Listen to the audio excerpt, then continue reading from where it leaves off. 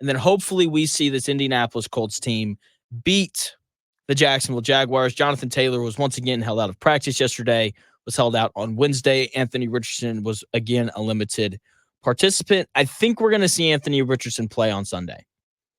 But I'm not so sure yet about Jonathan Taylor. He was asked yesterday before practice about his ankle injury, and here's what he had to say. I'm feeling a bit better today. It just sucks, when you're out there competing.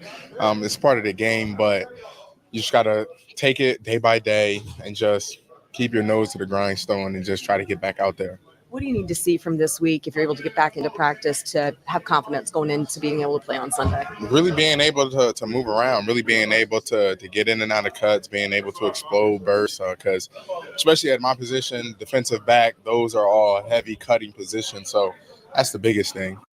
That was Jonathan Taylor talking about his, just updating us on his ankle. Sounds like he's not going to play, right? And there's multiple guys that are once again probably going to miss games for the Colts. Braden Smith and linebackers Grant Stewart and Zaire Franklin both were full participants at practice yesterday after not practicing on Wednesday. Ryan Kelly, Kenny Moore, and Kwity Paye, though, all once again did not practice. The big storyline, though, the biggest concern in terms of injuries is Jonathan Taylor. And look, it doesn't seem like he's going to play on Sunday.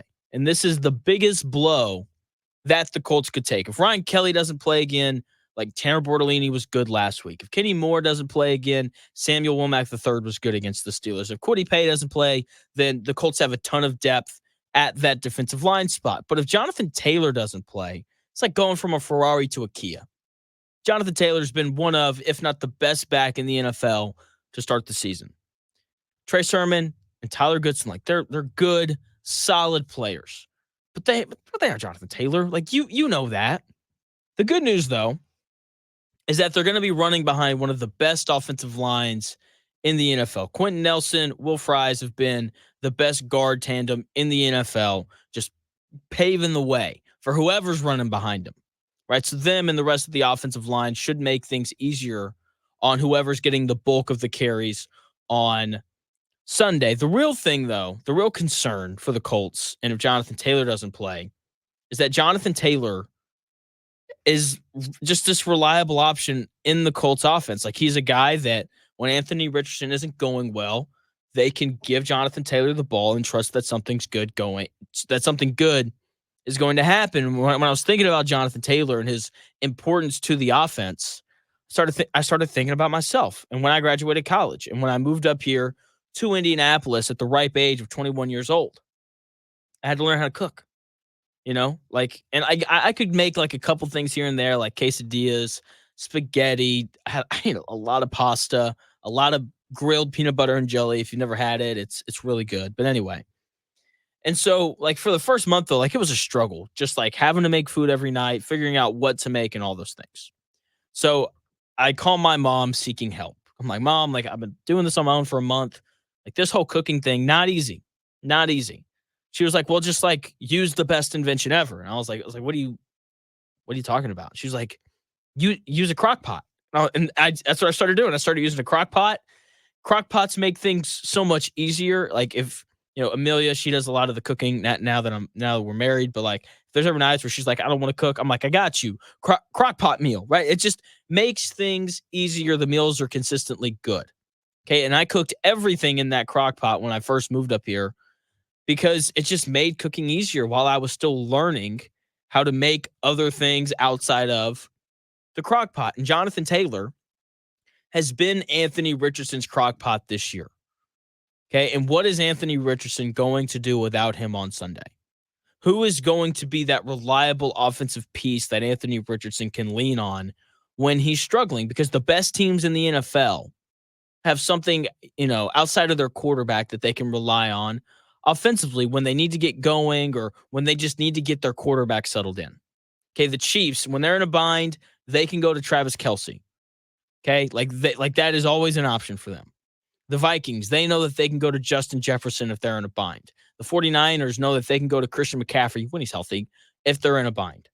For the Colts, that guy was and is Jonathan Taylor. And if he doesn't play on Sunday, who do we see step into that role? And the answer to that question feels obvious, right? The answer should be Michael Pittman Jr.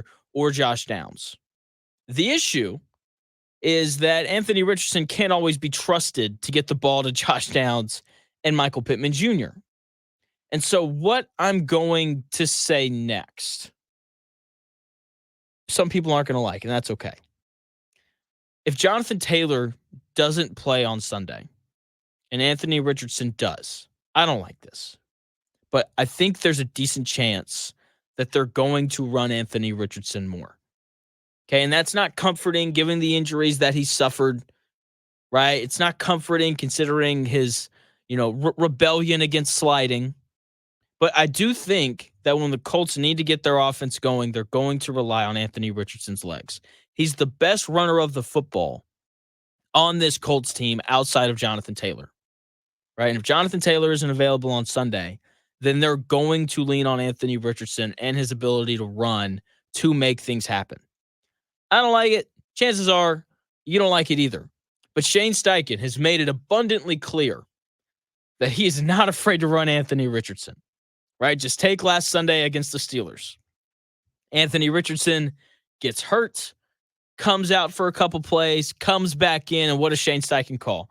Read option. Anthony, you might have to run this ball again. And sure enough, he does. Things don't go well. He doesn't finish the game. So I feel like if Jonathan Taylor isn't there, Shane Steichen is going to see the need to run Anthony Richardson a little bit more. With all this being said, whether Jonathan Taylor plays or not, whether Anthony Richardson plays or not, even though it seems like he's going to, I like the Colts to win. The Jaguars, it's like I don't think they're very good. And I think that locker room's a little messy, right? This is a team that does two things well. They stop the run, kind of, and they run the ball incredibly well. 5.7 yards a carry is impressive. The passing game, though, hasn't been kind to them on either side of the football, and this is a passing league. Trevor Lawrence is putting up the worst year of his career right now. Okay, the Jaguars are banged up defensively. They're giving up a ton of passing yards. They've given up more passing yards in the NFL than anyone not named the Minnesota Vikings. Okay, so like they're giving up a ton of yards. They're not scoring on offense. They're 30th in the NFL, averaging only 15 points a game. They're 30th in points allowed per game, giving up 27 a game. Like, this Jaguars team doesn't get in the end zone, and they're not good at keeping other teams out of the end zone. Now, they've been in a couple games late. Okay, like they could undoubtedly easily be 2-2, right? If Travis Etienne holds on to the football running into the end zone week 1 against the Dolphins, then the Jags win that game. Okay, and last week, if they can just punch in a touchdown from the 1 yard line against Houston, then they're 2-2, and no one's freaking out about the Jaguars. But what you'll notice is that in the NFL, the better teams close out close games, and you'll also notice in the NFL that there's a question that is usually followed at some point by firing, and that question is, have you lost the locker room? Okay, when that question starts to come up, that means things are bad. And that is the question that was asked to Doug Peterson, Jacksonville Jaguars head coach. Have you lost the locker room, Coach Peterson? Here's what he had to say to that. No, I talk to these guys every day. I see them every day. And no, I have not lost the locker room. I think these guys have done everything I've asked. They continue to play and practice hard and battle, and it's a good group. It's a good group. The right leaders in there, and they know what we need to do, and they're not making excuses for it, and I'm not going to make excuses, and we just got to go do it. That was Jacksonville Jaguars head coach Doug Peterson there talking about losing the locker room, or matter of fact, how he hasn't lost the locker room. Here's the thing. Doug Peterson hasn't been asked that question in the previous 2 seasons. And maybe it was too early to ask that question. But there were undoubtedly opportunities to do so. The Jags have lost 4 consecutive games each year under Doug Peterson. Last year, they lost 4 in a row in December, and it cost them a divisional title and a playoff spot. And he was never asked if he had lost the locker room. When they were 3-7 in 2022, 4-game losing streak that year as well, he was never asked about the locker room, which makes sense, right? Because it was earlier in his career. But this is year 3. They've had a 4-game losing streak every year he's been there. And I'm willing to bet that the players that have been there for all 3 years are tired of going on 4-game losing streaks. I guarantee you that they are. Okay? And look, the players know that their season's over. Okay, there's been one team in the history of the NFL that started 0-4 and made the playoffs. That was the San Diego Chargers way back in 1992. Okay, that's the only team that's done it. This Jacksonville Jaguars team knows that their season is over. And here's the other thing that I know about players. They talk a lot. And they talk about the team and what's going on.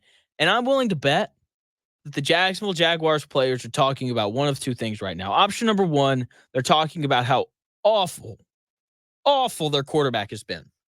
Talking about how Trevor Lawrence has only completed 53% of his passes on the year, how through 4 games, he only has 4 touchdown passes. This is a former number 1 overall pick. This was supposed to be the guy that led us into prominence, and he's not doing that. That's option number one. The other thing that I'm willing to bet that these Jacksonville Jaguar players are talking about is that their coach is going to get fired at some point this year. Okay, now that's not a great place to be mentally going into week 5. Those are not the conversations that you want happening amongst your team going into week 5. The Jacksonville Jaguars simply look like a mess. They're banged up, and as banged up as the Colts are, there's belief in that locker room and what Shane Steichen is doing. There's also belief in that locker room and what Anthony Richardson is capable of.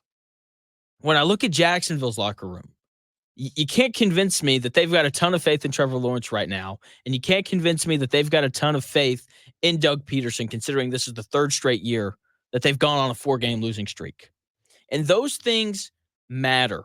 I think a lively Colts team that's won back-to-back games goes into the House of Horrors in Jacksonville, and they win 24-14. They break this 9-game losing streak of games played in Jacksonville, Florida, and we come back on Monday, and I have a great show because Anthony Richardson played well, and we all feel good about him for the first time this year. Because that's what's going to happen if the Colts are able to go on the road and beat Jacksonville without Jonathan Taylor.